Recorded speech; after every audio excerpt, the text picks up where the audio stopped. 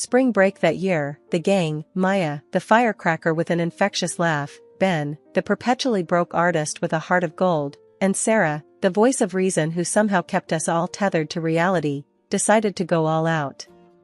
We pooled our meager savings, raided every discount code we could find online, and ended up with a weekend yacht rental down at the coast. "Are you seriously telling me we're actually doing this?" I asked, squinting at the sleek white yacht bobbing in the marina. It felt surreal, like we'd stumbled into a movie set. "Yup," Maya grinned, her dark eyes sparkling with mischief.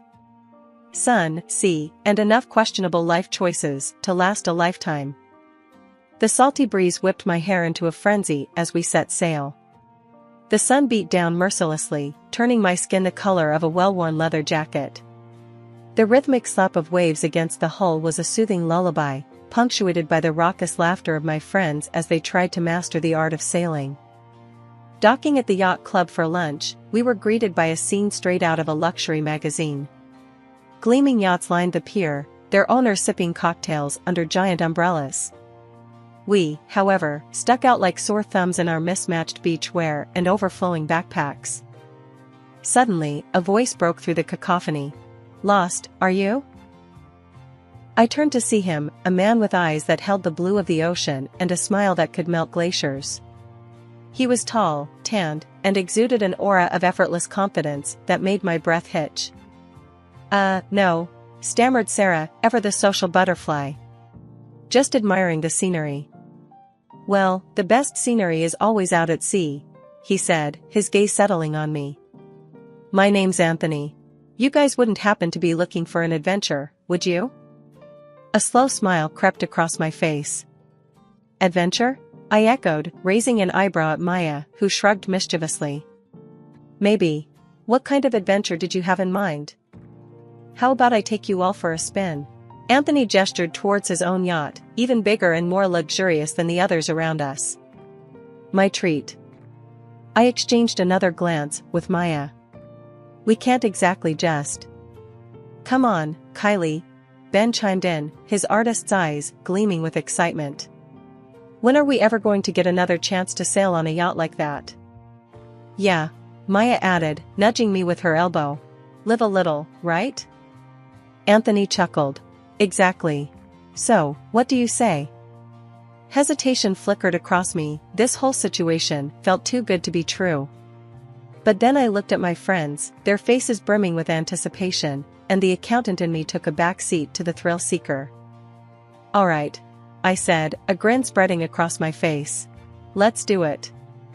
Stepping onto Anthony's yacht was like entering another world.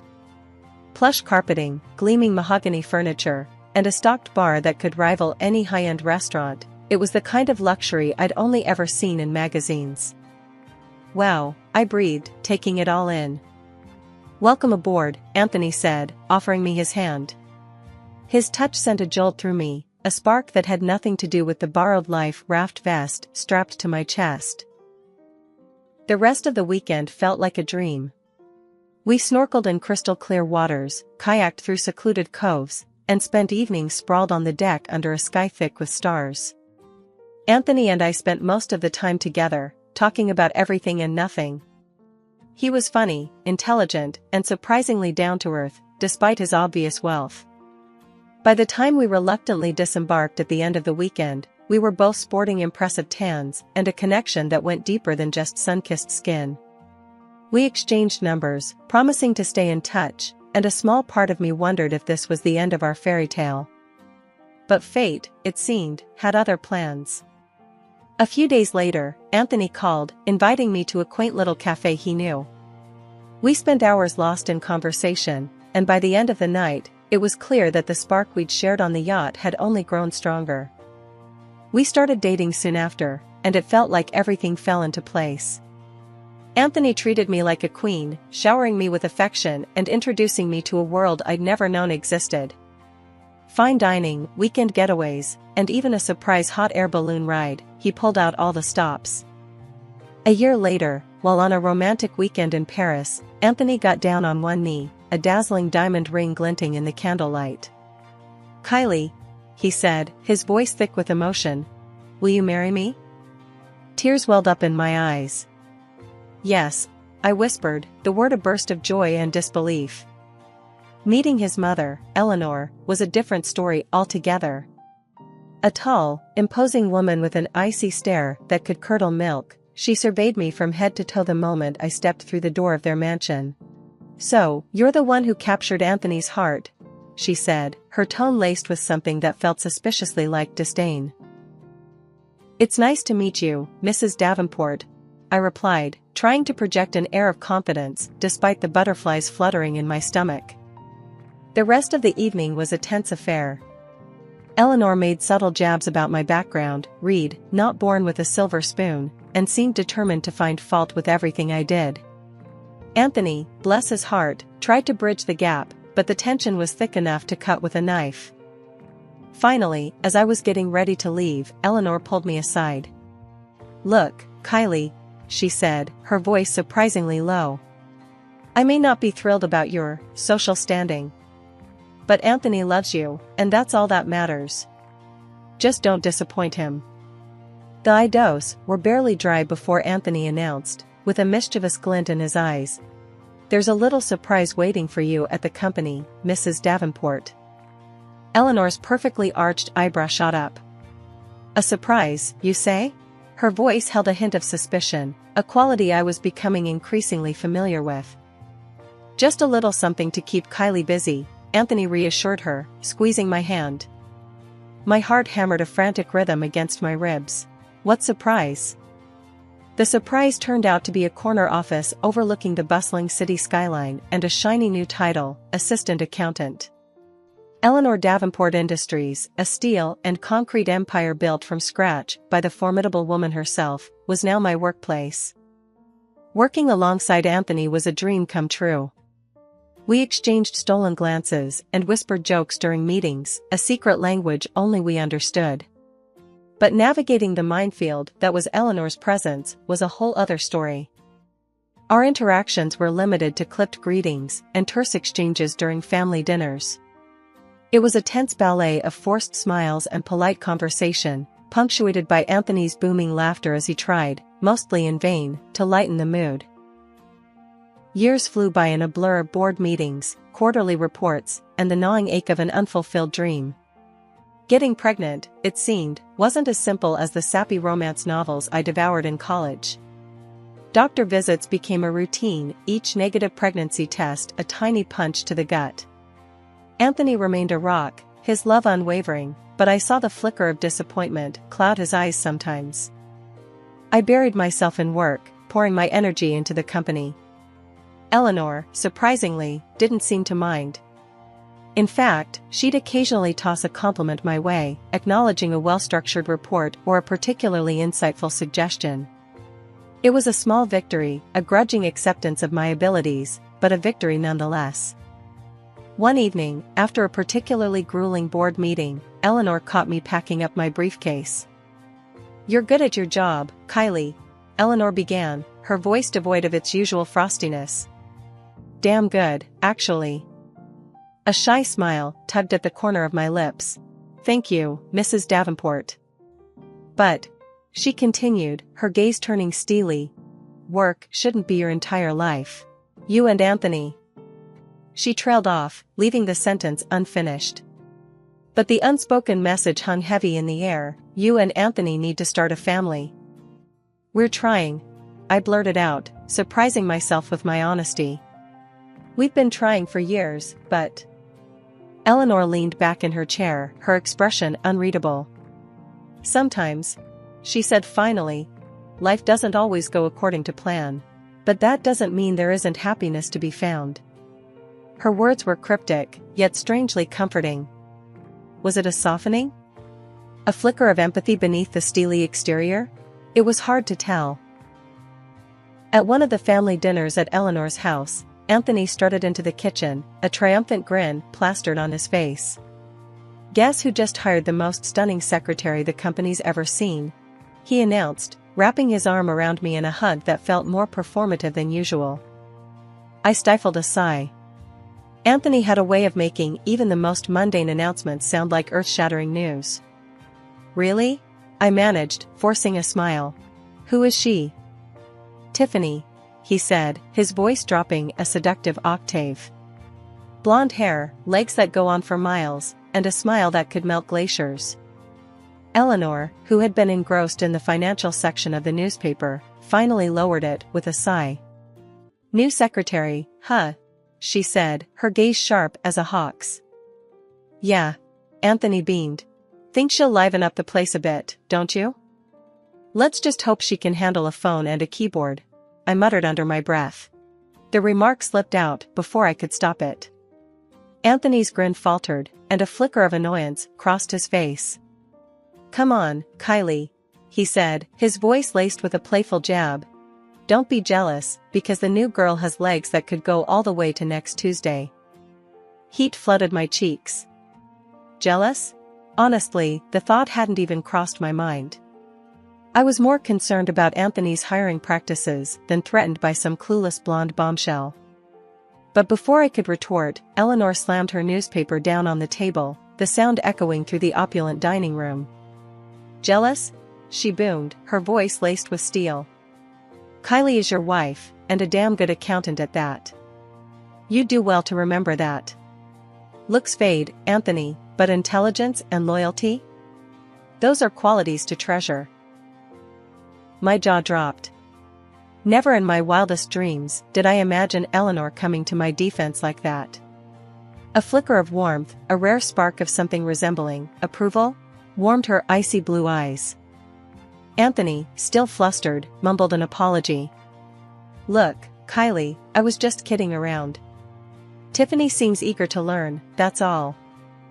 I wasn't quite convinced, but I decided not to push it any further. Eleanor's unexpected intervention had caught me off guard, but I couldn't deny it felt good to have her on my side, even for a fleeting moment. Months crawled by, and Tiffany, the so-called secretary, remained a thorn in my side. Her skirts seemed to get shorter with each passing week, clinging to her curves like a second skin. One particularly egregious day, she sashayed into the office wearing a blouse that wouldn't have looked out of place in a nightclub. Honey, I couldn't help but mutter under my breath, this is an office, not a peep show. Tiffany, of course, had to overhear. She stopped mid-twirl, a saccharine smile plastered on her face. Oh, this old thing? She cooed, batting her eyelashes at me. Unlike some of us, I can actually pull off any style. It was infuriating. The way she sashayed around the office, her every movement calculated to draw attention, was like nails on a chalkboard. Worse, Anthony seemed completely oblivious, or worse, encouraging it. The final straw came one evening when Anthony, reeking of cologne that wasn't mine, announced he was dropping Tiffany off at home since she missed her bus. Maybe I should take a cab home more often, I said, my voice surprisingly calm. Since you seem to be so busy these days. Anthony's face flushed. That's not what I meant, he stammered. Look, it's nothing. Just a ride home. No big deal. But it was a big deal. It was a giant, flashing neon sign screaming infidelity right in my face. And I was done ignoring it. The walk home felt like an eternity. The city lights blurred into a kaleidoscope of colors as tears streamed down my face, each drop a tiny shard of heartbreak. A taxi finally screeched to a halt, its yellow glow a beacon in the gathering darkness. As the night deepened, the silence in the apartment became deafening. Anthony still hadn't come home. And for the first time in years, I didn't feel lonely. I felt adrift, unmoored from the life I thought I'd built. The following days were a blur of forced normalcy. Anthony avoided me, his apology text a pathetic attempt at damage control. I kept my head down at work, the fluorescent lights buzzing overhead like angry bees in a hive. Then, one seemingly ordinary Tuesday, the dam broke. I was heading to the break room for a much-needed coffee fix when I heard a familiar giggle coming from Anthony's office. My heart skipped a beat, a cold dread settling in my stomach. Without a second thought, I threw open the door, the sight that greeted me making the blood drain from my face. Anthony was sprawled on the couch, his tie askew, his face flushed. Tiffany, her skirt hiked up to a point of no return, straightened her blouse with a smirk that could curdle milk. "Well," I said, my voice surprisingly calm, the coldness in it sharper than a glacier. "Look who decided to throw an impromptu office party." Anthony scrambled to his feet, his face a mask of guilt and panic. "Kylie, it's not what it looks like," he stammered. "Oh, really?" I raised an eyebrow, my gaze flickering between them. "Because from where I'm standing, it looks pretty damn incriminating." Tiffany, the little viper, had the audacity to laugh. "Relax, uptight. It was just a little fun." "Fun?" I repeated, my voice laced with venom. "At the expense of our marriage? You're both pathetic." That evening, as I sat hunched over a laptop, Anthony sauntered into the living room, a smug grin plastered on his face. He tossed a document onto the coffee table in front of me, the crisp white paper crackling like a gunshot in the silence. "There," he announced, his voice laced with a bravado that did little to mask the underlying nervousness in his eyes. "Divorce papers. Sign them, and let's get this over with. This marriage is over." It's been over for a while now, frankly. "But why?" The question tumbled out, raw and desperate. 8 years of my life, poured into this relationship, and this was how it ended? On a crumpled piece of paper, discarded like yesterday's trash? "Why?" he repeated, a cruel edge creeping into his voice. "Because you're, you, Kylie. Uptight, boring, always working. And then there's Tiffany's pregnant," he declared, a smug satisfaction coloring his tone. "We're going to have a baby. A real family."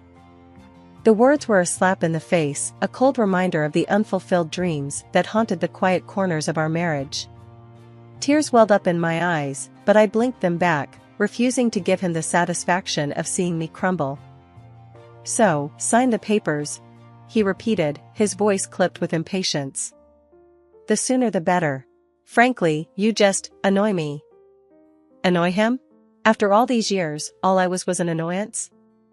A bitter laugh escaped my lips, a harsh, humorless sound that echoed in the sterile silence of the room. "Get out," I said, my voice surprisingly steady. "Just get out of my sight." Anthony hesitated for a moment, a flicker of something like surprise crossing his face. Then, with a shrug, he turned and headed for the bedroom. Moments later, the rumble of a suitcase being dragged across the floor filled the apartment. He emerged a few minutes later, a duffel bag slung over his shoulder. He didn't look at me, didn't even offer a goodbye. He simply opened the door, stepped out, and slammed it shut behind him with a finality that sent a tremor through the room. Tears finally spilled down my cheeks, hot and unchecked. I crumpled onto the couch, the weight of his betrayal a physical ache in my chest. After a while, I stumbled to my feet and picked up the divorce papers, my gaze blurring over the legalese. Suddenly, the urge to fight, to not go down without a battle, surged through me. But who could I turn to? My parents were gone, and my friends, scattered across the country, felt like a distant memory. Then, a thought struck me, a lifeline thrown across the churning sea of despair. Eleanor. She might not have been the warmest mother-in-law, but she was a force to be reckoned with, a woman who wouldn't hesitate to take down anyone who threatened her family.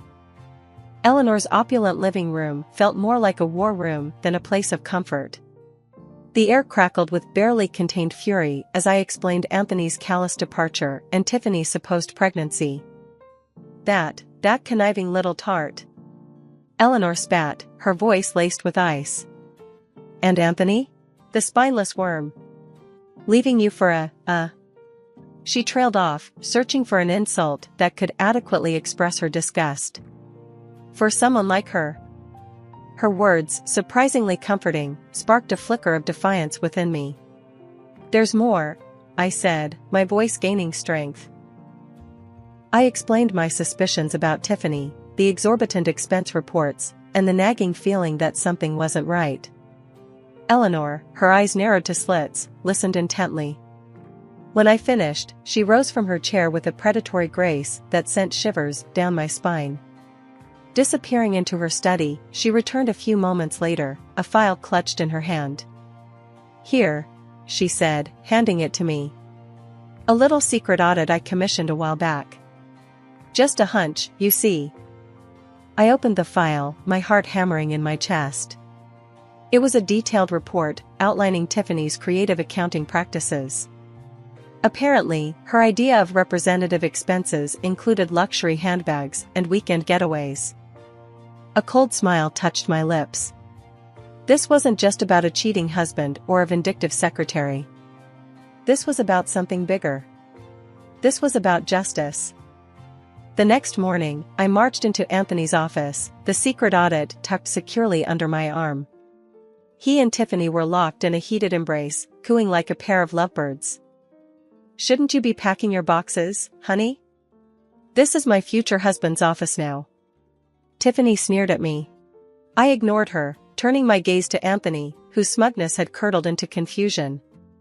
"Actually," I said, a smile playing on my lips, "it seems there's been a bit of a misunderstanding." Before they could react, I placed the file on his desk. "Take a look, Anthony. Seems your little friend here has been a bit creative with the company finances." Tiffany's face drained of color. "What is this?" she sputtered, her voice laced with panic. "Lies. You're trying to slander me." Just then, the office door swung open, revealing Eleanor, a steely glint in her eyes. Anthony, his face pale as a ghost, looked like a child caught with his hand in the cookie jar. "Enough of this," Eleanor boomed, her voice silencing the room. She turned to her son, her gaze heavy with disappointment. "Anthony," she said, her voice clipped, "you are hereby dismissed from your position as director. Your blatant disregard for company policy and indulgence in irregular relationships has proven you unfit for the role." Anthony stammered, his protests drowned out by his mother's icy stare. Turning to Tiffany, Eleanor continued, her voice dripping with disdain. "And you, young lady, will be facing charges of embezzlement. Consider this your official termination." The aftermath was a whirlwind. Tiffany, realizing her gravy train had derailed, quickly confessed to Anthony that the pregnancy ploy was a sham. "Honey," she'd purred, "all fake sweetness gone. I don't need a poor lover." With that, she sashayed out of his life as quickly as she'd sashayed in, leaving him floundering and alone. Eleanor, ever the pragmatist, wasted no time. She presented Tiffany with a stark choice: return the fraudulently claimed $15,000 or face a very public lawsuit. Tiffany, with her dreams of extravagance evaporating, chose the former, coughing up the money with a defeated whimper. Needless to say, she was no longer employed by Davenport Industries. As for Anthony, well, let's just say his fall from grace was spectacular. Fired from his position as director, his access to his mother's lavish lifestyle, the fancy cars, the yacht, was swiftly revoked. The divorce proceedings were swift and, thanks to a very good lawyer, financially beneficial for me. Part of me, a bruised and battered part, wanted nothing more than to walk away from Davenport Industries, to leave the memories, and Anthony, behind. But Eleanor surprised me again. Pulling me aside after a particularly grueling board meeting, she looked at me with a newfound respect in her eyes. "Kylie," she said, her voice softer than I'd ever heard, "this company needs a steady hand. Someone who understands the business, someone with integrity. Someone like you." There was a beat of silence, then I took a deep breath. "All right," I said, a newfound determination filling my voice. "Let's do this." Working with Eleanor was challenging, to say the least. We still had our moments, our disagreements, but there was a newfound respect between us. We were a team, united in our vision for the future of Davenport Industries. One evening, as I was leaving the office, Eleanor stopped me. "Going out?" she asked, a hint of curiosity in her voice. "Just grabbing some takeout," I replied. "Nothing fancy?" "Well," she said, surprising me again, "care to join me for dinner sometime? We could discuss business over a decent meal." I stared at her, momentarily speechless. Then, a laugh bubbled up from my chest, genuine and carefree. "I'd like that," I said, a genuine smile spreading across my face. The future, once uncertain, now stretched before me, filled with possibilities. And for the first time in a long time, I felt truly hopeful. The road ahead might have unexpected turns, but I was ready to face them, head-on, with a newfound strength and a formidable, and surprisingly friendly, ally by my side.